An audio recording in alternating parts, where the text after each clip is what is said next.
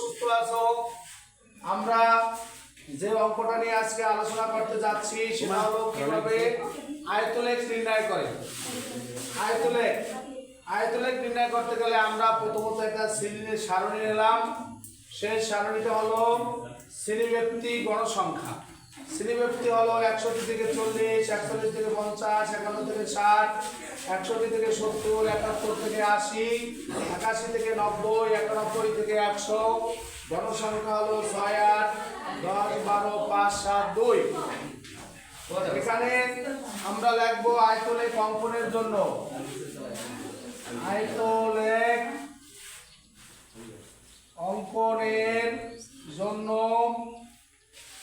নিম্নে সারণী তৈরি করা হলো।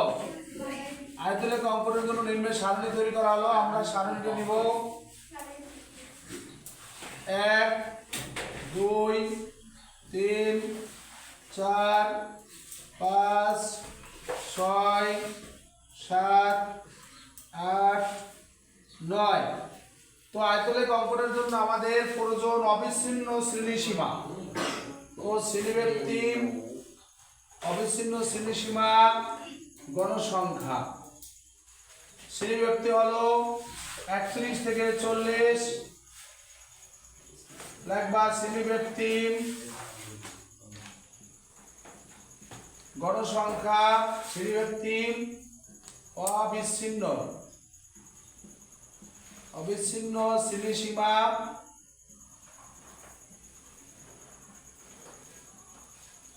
গণসংখ্যা।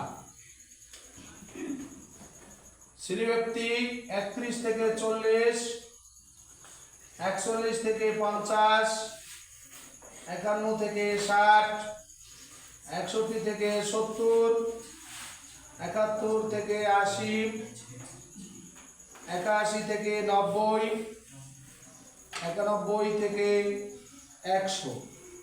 এখানে হলো মোট। তো আমরা অবিচ্ছিন্ন শ্রেণীসীমা, এরপরে হলো গণসংখ্যা 6, 8, 10, 12, 5, 7, 2, n সমান মোট গণসংখ্যা 50। তোমরা অবিচ্ছিন্ন শ্রেণীসীমাটা বের করবা। প্রথম শ্রেণীব্যাপ্তি আমার আছে 31 থেকে 40। তো 31 থেকে 0.5 বিয়োগ করবা। 31 থেকে 0.5 বিয়োগ করলে আমাদের রেজাল্ট আসে 30.5। সামনে 40-এর সাথে যোগ করবা 40.5। তার মানে আমার শ্রেণী ব্যবধানের কোনো পরিবর্তন হবে না। প্রথম 31 থেকে আমরা 0.5 বিয়োগ করছি 30.5, আবার সামনেটার সাথে যোগ করছি 40.5।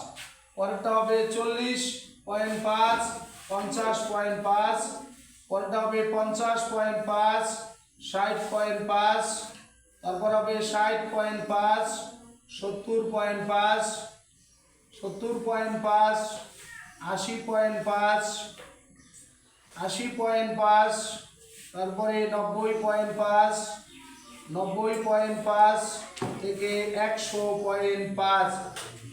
তো আমরা অবিচ্ছিন্ন শ্রেণীসীমা নিলাম। এবারে আমরা যে গ্রাফ কাগজ নিব, সেই গ্রাফ কাগজ নিতে গেলে আমাদের এই পেপারের নিচে আমাদের লিখতে হবে যে সব কাগজের প্রতি ঘরকে এক একক।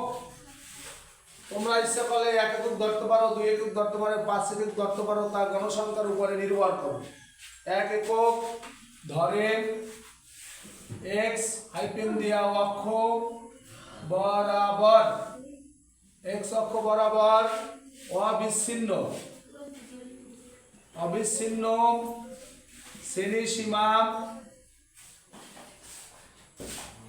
এবং y হাইফেন দেওয়া অক্ষ, y অক্ষ বরাবর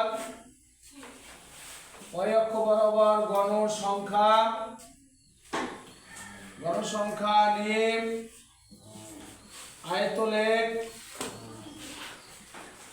অঙ্কন করা হলো। এবং শূন্য থেকে প্রথম যে আমাদের অবিচ্ছিন্ন শ্রেণীসীমা প্রথম যে সংখ্যাটা আছে শূন্য থেকে 30.5 বোঝাতে এটাকে বলা হয় ভাঙা চিহ্ন ব্যবহার করা হয়েছে ব্যবহার করা হয়েছে।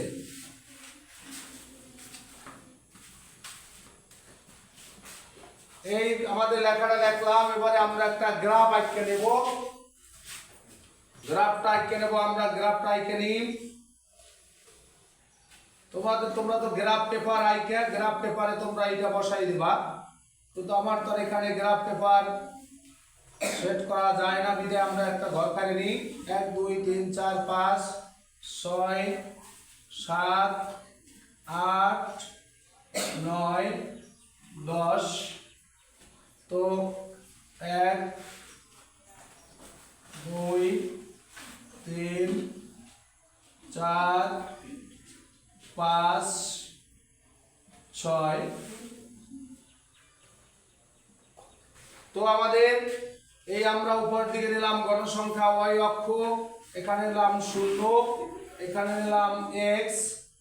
তো আমরা এই প্রতিটা ঘরের ভিতরে, তোমরা জানো গ্রামের প্রতিটা ঘরের ভিতরে পাঁচটা ঘর থাকে, অর্থাৎ এদিক থেকে 5 এদিক থেকে 5টা ঘর থাকে। আমরা এই প্রথমে লিখলাম 30.5 40.5 50.5 60.5 70.5 80.5 90.5 100.5। তার মানে কি আমরা তোমার শ্রেণীব্যক্তিটা নিলাম, অবিচ্ছিন্ন শ্রেণীসীমাটা নিলাম। উপরে হলো আমাদের 5, তারপরে 10, 15, তারপরে 20, তারপরে 25। যেহেতু আমরা সবকাগজে প্রতিঘরকে এক একক দিচ্ছি, তার মানে এই রেখাটাকে আমরা 5টা করে ধরলাম।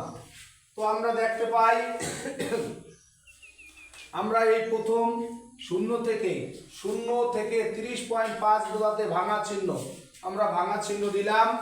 এরপরে আমাদের 30 থেকে 40-এর মধ্যে গণসংখ্যা উঠছে কত? 6। তো আমরা এই নিলাম 5, এই একটা নিলাম 1, 5 আর 1 6। তোমরা এই 6 নিয়ে এটারে সম্পূর্ণ ফিল আপ করে দেবা, এটারে সম্পূর্ণ ভরাট করবা। তারপরে আমার গণসংখ্যা উঠছে 8, তো 5 এখান থেকে আবার 3টা ঘরের পরিমাণ নেবা, 1 2 3, তাহলে 5 আর 3 8, এটারে সম্পূর্ণ ফিল আপ করে দিবা। তারপরে আমার উঠছে 10, তো আমার এখানে এই 10-এর চিহ্ন দেওয়া আছে, এই 10-এ তোমরা সম্পূর্ণ ফিল আপ করবা। তারপরে আছে যে আমাদের 12, এই 10 11 12 আমরা এখান থেকে 2টা ঘর নিলাম।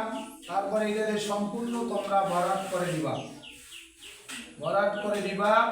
তারপরে হচ্ছে যে আমাদের 5, অর্থাৎ এই ঘরটা আমরা 5-5-এর তোমরা সবাই ভরাট করে দিবা। তারপরে হচ্ছে যে আমাদের 7, অর্থাৎ 5-এর উপরে আর 2টা ঘর 7, এটারে সম্পূর্ণ ভরাট করে দিবা। তারপরে হচ্ছে যে আমাদের 2, অর্থাৎ এখানে এই 2টা ঘর ফিল আপ করে দেবা। এটা সম্পূর্ণ ভরাট করে তারপরে এই ভরাট পেপারের সাথে গাইতে দিবা। তো সবাই ভালো থাকো, সুস্থ থাকো, আল্লাহ হাফেজ।